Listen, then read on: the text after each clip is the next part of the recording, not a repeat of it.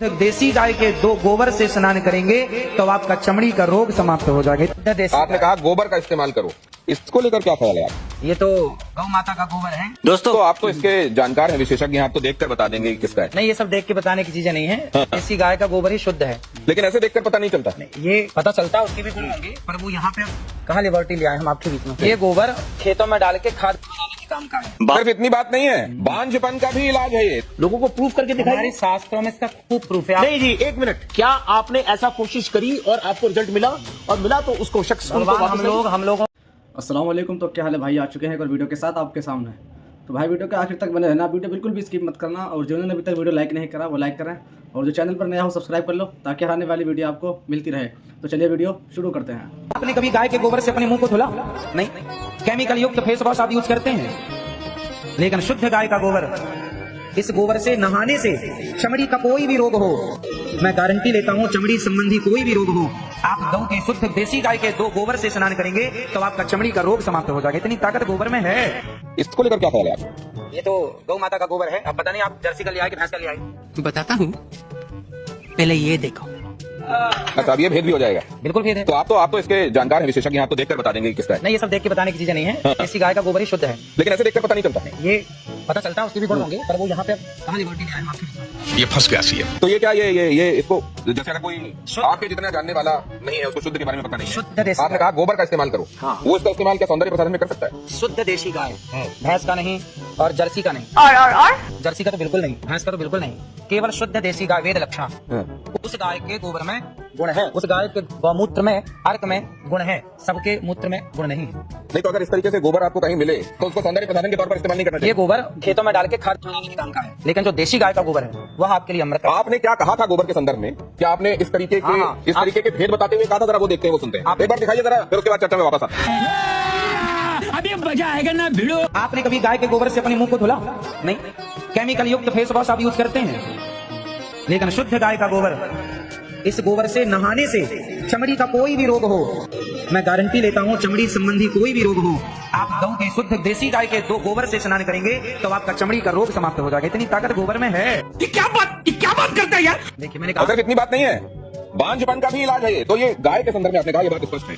अब जरा प्रियंका गुप्ता जी ये बताएंगे आपकी कितने बार आपने गोबर से फेशियल किया, गाय के गोबर से? लोग सर, मैंने तो आज तक जो मेरी इंडस्ट्री है इसमें मुझे कहीं पे भी पढ़ाया और सिखाया नहीं गया कि गोबर से आप फेशियल कर सकते हो या गोबर से अपनी स्किन को चमका सकते हो। और जैसे कि बाबा जी बता रहे हैं, और अगर ऐसा है तो इसके ऊपर रिसर्च जरूर करना चाहिए। बात तो सही है।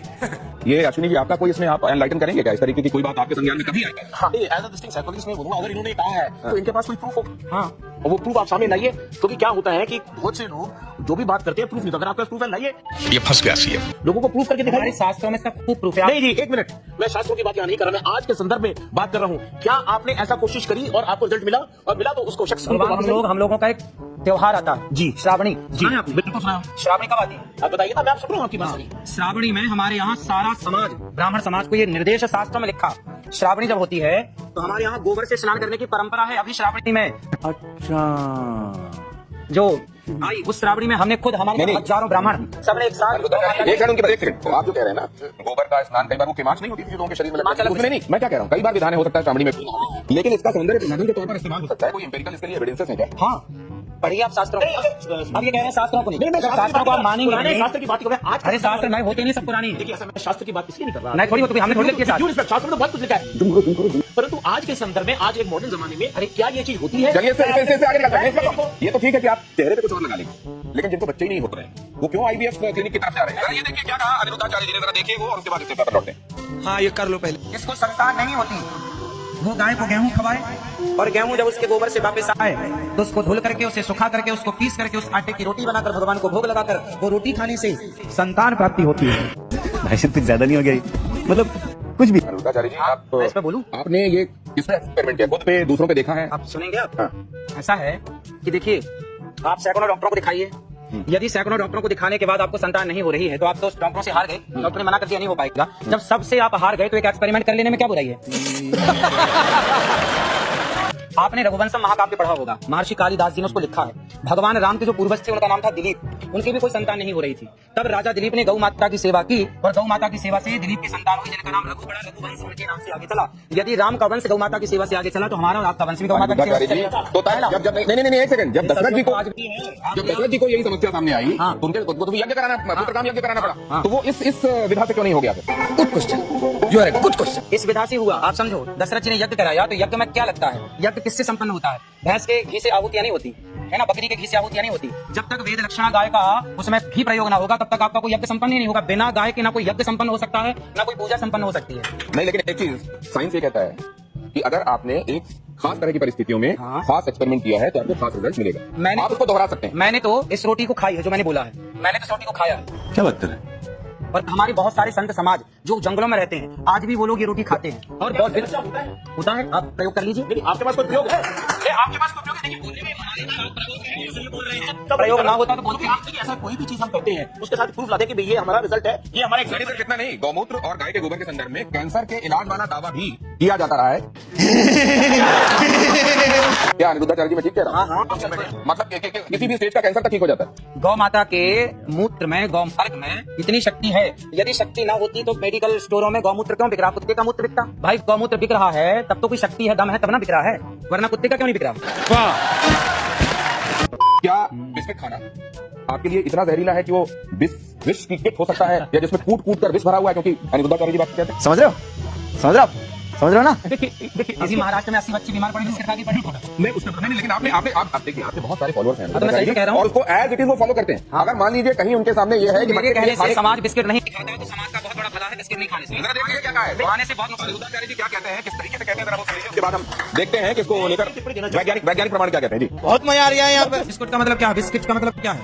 विस्की किट, विस मतलब जहर की किट मीन्स बिस्किट। बिस्कुट जिसमें बिस्कुट कूट के भरा हो वो बिस्कुट। और आप लोग चाय और बिस्किट खूब खाते हैं। तो फिर बाकी चीजों के संदर्भ में, क्योंकि ये तो कहा जाता है कि जो पैकेज्ड है वो उतना बढ़िया नहीं है जितना फ्रेश है। आप जब कोई चीज ताजी खाते हैं उतनी बढ़िया नहीं है। इस बात को भीतर से खूब समझ रहे हैं कि बिस्किट में मैदा चीनी के सिवा कुछ नहीं है, लेकिन आपको नहीं, क्या ये विष की तुलना हो सकती है? जहर तो तोल सकते हैं भाई।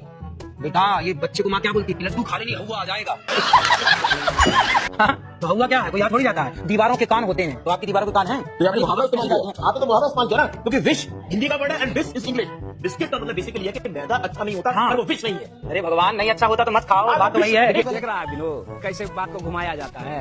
ऐसे कान पकड़ो, ऐसे कान पकड़ो। विश को वैज्ञानिक दृष्टिकोण से समझ लेते हैं। आंशिक रूप से मैं बहुत से मैं सहमत हूँ। आप जब बिस्किट कहते हैं, ये कुछ लोग उसको बिस्कुट कहते हैं अलग अलग जगहों पर। जब आपको कहेंगे तो आपको ये सीख दिमाग में आएगी कि ये विष इसके साथ जुड़ा था अनिरुद्धाचार्य जी ने, और आपको खाने से शायद बचेंगे। ठीक है ना? लेकिन अगर ये ना कह के अनिरुद्धाचार्य जी आप ये कहें कि आप ताजा खाइए, ताजा पकाइए, ताजा खाइए, आप जो डब्बा बंद है बहुत दिनों से पैकेट में है उसको मत खाइए। सही बात है।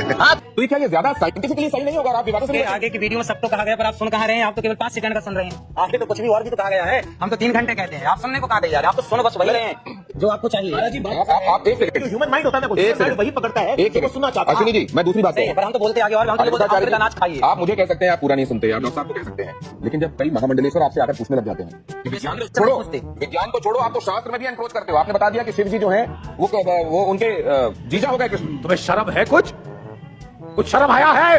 दिखाओ वीडियो कहाँ? आपने फिर माफी किस चीज की मांगी? भाई कई बार गलती ना होने पे भी माफी मांगते हैं ना, समझदारी होती है, ये तो समझो। यदि आपके पास प्रूफ है तो दिखा दीजिए आप। नहीं तो आपने कहा नहीं और आपने माफी मांगी। फिर और इतने हमारे ये महामंडलेश्वर समाधान निकल रहा है तो निकाल लो ना। कई महामंडलेश्वरों ने जिन्होंने ये कहा, समझदारी है। अच्छा वो जो आपने बात कही थी कि भगवत गीता में राधा जी का नाम जो है, हाँ है भागवत में, आपने उसमें जब उन्होंने माइक छीन लिया और आपने कहा वो तो उनकी विचारधारा है। गजब टू विवाद आदमी हो। तो आप उनको गुरुजी करके मनाते हैं? भाई वो तो मेरे गुरु तुल्य, आप भी मेरे गुरु तुल्य हैं, इसमें क्या है? नहीं तो लेकिन अगर मेरा मैं गलत पक्ष कह रहा जो है हूं। वो गलत नहीं है। मेरा पक्ष गलत नहीं, मैं कैसे मान लूं कि पक्ष गलत है? भाव सुनिए, भावग्राही जनार्दन, बच्चा रोटी कहता है और एक छोटा बच्चा तोती कहता है, तो क्या बच्चे का तोती कहना गलत है? भाई ये तो समझदार के लिए सारा है, कोई रोटी मांग रहा है तो आप समझदार है। लिखा शास्त्र भावग्राही जनार्दन, भगवान भाव के भूखे हैं ना कि वस्तु के भूखे। शब्दावली व्याकरण शब्दावली ये आपके और हमारे बीच में हो सकता है, पर भगवान के बीच में भाव है ना, इसलिए वहाँ पर राधा शब्द है। आप पढ़ेंगे तो राधा ही आएगा। ठीक है, समझिया।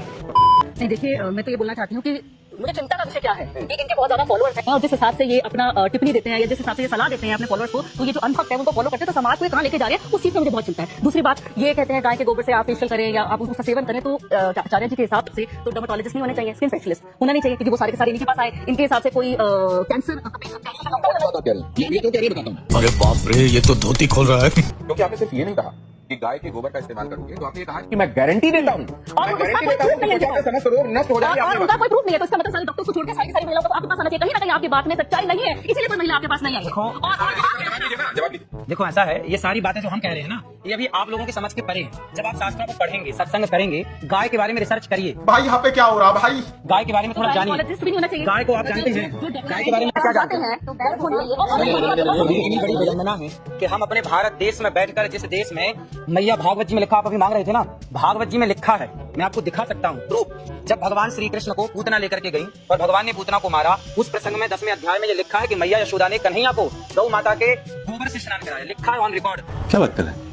अब विडंबना देखिए कि भारत देश में बैठ करके गौ माता का प्रमाण इस तरह से देना पड़ रहा है। सवाल कुछ और है, आप कुछ और कह रहे हैं। और सुनिए, आपने कहा अरुणाचार्य जी, आप गारंटी की बात कर रहे हैं। हाँ, गारंटी। डॉक्टर क्या करेंगे? भैया ने बोला ना कि लिखा हुआ दिखाओ। भागवत जी ले आइए, यदि आपके पास स्टूडियो में हो तो मैं लिखा हुआ दिखा दूं। बात कर लेते हैं। पहले मैं एक बात दे दूं आपकी बात का। इन्होंने कहा लिखा, आप ले आइए, आपके पास भागवत जी हो, भागवत जी के 10वां स्कंद खोल लीजिएगा और 6वां 7वां अध्याय खोल लीजिएगा। मैया यशोदा कन्हैया को गौ इससे गोबर से स्नान कराती है, भागवत जी में लिखा।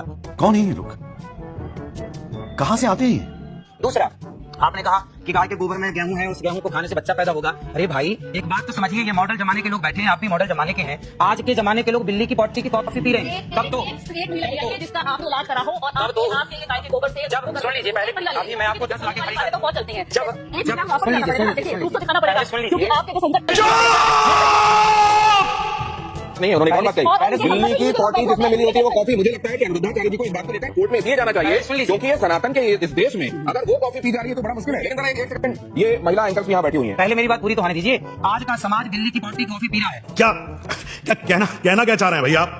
तो भाई उम्मीद है कि वीडियो आपको पसंद आई होगी। तो जिसने अभी तक लाइक नहीं करा वो लाइक करें, और जो चैनल पर नया हो वो सब्सक्राइब कर लो, ताकि हर आने वाली वीडियो आपको मिलती रहे। और वीडियो को शेयर करना मत भूलना। तो भाई फिर मिलते हैं कोई नेक्स्ट वीडियो में। फिलहाल के लिए खुदा हाफिज़।